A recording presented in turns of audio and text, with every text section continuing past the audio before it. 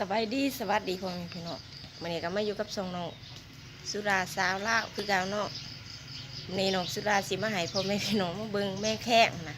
แต่บาทจะภาษาบาทข่อยบ่มีดอกแม่แข้งนี่มันจะมีแม่แข้งหน่อยแม่แข้งใหญ่เนาะแต่ว่าแม่แข้งหน่อยมันก็สิราคาแพงพี่น้องหากันยากว่าไปเวิดมือเวิดเวทแล้วจังไรซ้ำนี่ได้น้อยนึงนะพี่น้องค่ะเมื่อเบิ่งกันเนาะพี่น้องเนาะนี่พี่น้องแม่แข้งจิ้มแล้วมันเน่าก็แหละบูดเปื่อยมันเด้นี่สิเป็นแม่แข้งพี่น้องแม่แข้งนี่แม่แข้งหน่อยนี่ก็สิราคาแพงกว่าเนาะเพราะว่ามันกินแสบนะมันอ่อนมันง่ายจับเลยมันเป็นสองหลังมีจับไปสิละนี่ก็ไม่แข้งใหญ่พี่น้องเพราะว่ามันสิแข็งตัวนี้แข็งมันกับบุแข็งปานใดราคามันบ่อยากแสบมันแข็งบอกได้แข้งน้อยได้เลยใช่ปะมีแข้งใหญ่มันเป็นแข้งคอ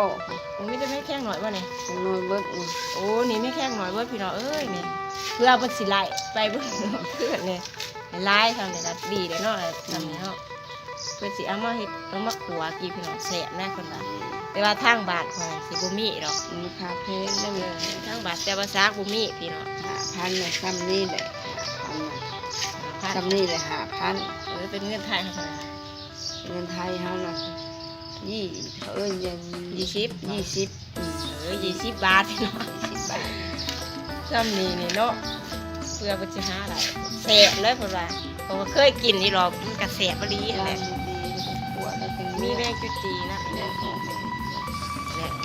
นี่แหละพี่น้องไปเงี้ยงขึ้นนี่แหละว่าวิ่งขึ้นไปเนาะพอได้ไปน้ำผึ้งเราไม่ได้ขึ้นไปเดียวเพราะว่าขึ้นเขาพอได้ไปนะมันอยากร้ายพี่น้องเลย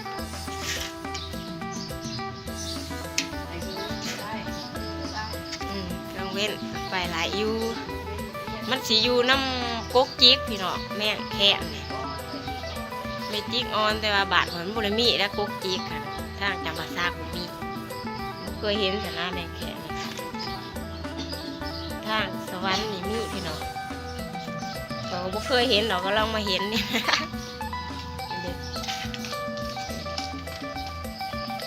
หัวกินนี่มันแก้วคนนั่นแหละ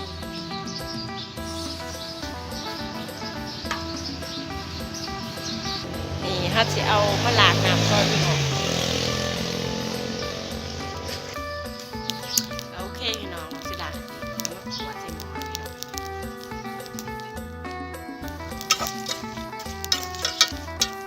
ใส่น้ำมันก่อน